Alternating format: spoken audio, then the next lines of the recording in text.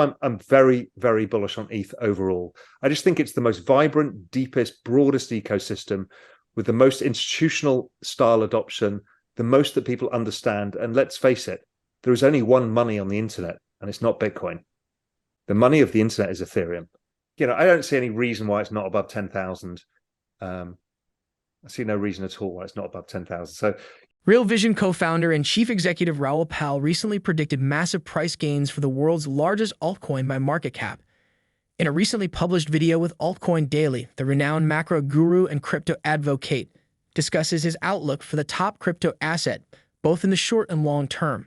According to Powell, a known big Ether advocate, there is nothing stopping Ether from hitting $10,000 during the next crypto bull cycle. Powell bases his prediction on the crypto asset's core fundamentals, tokenomics, large following, and most importantly, its many use cases. Though Powell admits that other crypto projects are likely to outperform the largest altcoin in the long run, he is convinced that ETH has the best risk-adjusted returns of any other token ecosystem. In his interview, the Real Vision chief executive notes that he is not after winners in the cryptocurrency industry. In fact, he believes that a particular layer 1 token is poised to overtake Ether in due time. Powell is more concerned with Ether's core offerings and how they set it apart from other top crypto assets, including Bitcoin and Polygon. He also discusses the brilliance of Ether's staking, which he believes is about to revolutionize the ecosystem, its native token, and possibly the entire cryptocurrency industry.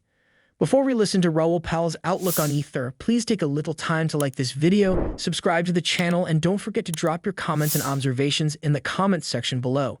Everything you do helps with the YouTube algorithm so our videos can reach more viewers. Thanks, enjoy the video. I am agnostic to who wins. I don't care. All I do is look at the chains and think, okay, I want to allocate capital. What ecosystem do I want to allocate to right now? What has the best risk-adjusted returns? So there are going to be several projects that do much better than Ethereum and will do really well. I actually think Solana will do better than Ethereum, possibly. And we can talk about that later. But there's many. So I'm not saying I'm an Ethereum maximalist in any way. I'm saying it has observable network effects beyond any other token ecosystem. The number of use cases, the applications, the number of wallet addresses, the kind of velocity of money. Okay, that's amazing. So Ethereum is really special there. But staking is even more special. Another thing the US might try and crack down on. Brian Armstrong was worried about this. But staking is really special, and most people don't understand it because most people don't come from finance. Staking, as we know, you get given a yield if you stake crypto. And if you do it in Ethereum, what you're doing is you have to stake for a year if you're going to do it yourself, or if not, use Lido or Rocket Pool or whatever. And you've got a liquidity mismatch there because they're providing short-term liquidity in staking when it doesn't actually exist. So we know that these things can go wrong. Not saying that they will, but they could. So I won't do that. But this Shanghai fork means that liquidity is available to any staker at any time. What does that do? That creates a money market curve for Ethereum, which is like, people use CDs and they use 2-year bonds and they use this. This is what we're going to create. And that means you have financial liquidity to build things on top of, or you're incentivized to keep your money and stake it because you know you can get it back at any time, as opposed to some arbitrary date in a year's time when you don't know what the crypto market's going to look like. So I'm going to stake my stuff if I can then. And particularly if I can do it myself, which might be a little more difficult to do, but it's in my control. Nobody can default on me. It's in the smart contract, and I'm going to get my money. So this is a very, very big innovation for what can be built on top of Ethereum. It's also a very, very important mechanism to what Ethereum has created, which is it now has this burning mechanism that is making it scarcer in supply. And we've seen that just coming off the bear market lows, the early stages of spring, the first shoots, the bloody thing went negative issuance already, deflationary. I'm like, and right now there's only 16% of all ETH is staked. And if you think of staked ETH as taken off the market that nobody can use for derivatives or anything else, right? So you can't create, financial products out of it. All the other big ecosystems like Solana and stuff have up to 40 to 60% staking. So let's assume Ethereum gets to 40%, 35%. So doubling at least of the number of people who've taken Ethereum out of supply. And imagine that's happening in the spring going to summer. There ain't any ETH. This is a problem. It actually, I think it may be such a problem in a bull market that it's either going to force massive upside volatility spikes that become kind of unmanageable, or if it does drive up fees so much, then obviously it bleeds into the layer twos.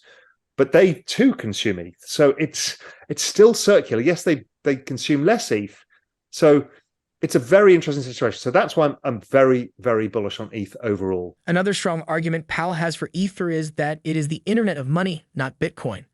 According to Powell, Ether is making giant leaps while the leading crypto asset by market cap is fast losing its only narrative.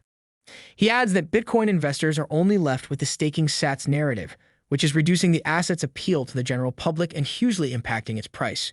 Powell also discusses his outlook on Polygon. He says the Layer 2 scaling solution has caught his attention because of the team's attentiveness to building suitable narratives, which Powell believes Bitcoin has lost.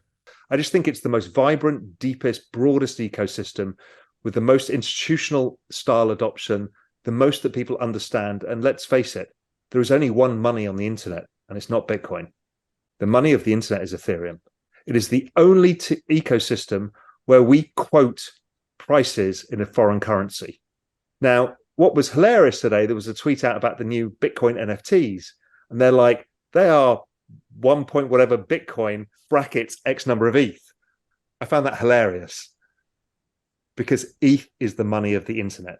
Now, I don't think it's going to lose that. But that, again, doesn't mean it's the best performer, because we're going to push use cases elsewhere for innovation. We've got things like SUI coming. Aptos hasn't fully been utilized yet. We need to see the network effects. Solana, I think they're aiming for the broadest adoption by making it a consumer-friendly place, to onboard normies. Okay, that's very powerful. If they get that right, then, and their work with people like Meta and stuff like that, Instagram is very interesting. That's super amazing. Polygon, okay, amazing group. What are they doing? They're onboarding a lot of people. They've got a lot of throughput, super interesting. SUI hasn't even come onto the market yet, and that is faster, incredible team, stuff like that. So there's a lot going on here. But ETH is the easiest way because it's probably got the least risk. Yeah, I own a bit of Matic, but I don't know how to approach it because I don't know how to measure the network effects in terms of, we don't know how it works really yet, because it generates so much less fees, so you need so much more transaction volume to generate the network value. Bitcoin's network value is less throughput, higher transaction values, right? That's why Bitcoin is still the most dominant chain. I don't think that will last because of the dynamics of ETH. And again, there's no diss against Bitcoin. They're just different things. So I don't know how to value the layer twos. So I'm watching them with interest, and I got a bit of cash in them. And I'm sure I'll FOMO into something at the wrong point at some point. I think their marketing team is better, right? The game of network adoption is also attention, and they've just done a better job at getting attention. They understood that doing a deal with Google, which actually meant nothing, actually got them headlines everywhere that they've done deals with Google. They did one with Disney too. They're not doing anything really with Disney, but Matic, Disney, narratives are what wins in this game. And that's one of the reasons Bitcoin has kind of not outperformed in this down cycle, is because it's lost its narrative. It became much more insular. So that insular narrative is, you have to eat steak, do nothing but stack sats, and have this lifestyle of complete nothingness. It's not appealing to that many people. So it's less vibrant. It's interesting. So, because these are all memes as well as technology, but it's memes that drive the adoption. And then as people join it, they start creating use cases. What are your thoughts on Raoul Pal's $10,000 price prediction for Ether during the next bull cycle? Do you think the leading altcoin is going to surpass Bitcoin in more areas in the long run? Please drop your comments and observations in the comments section below.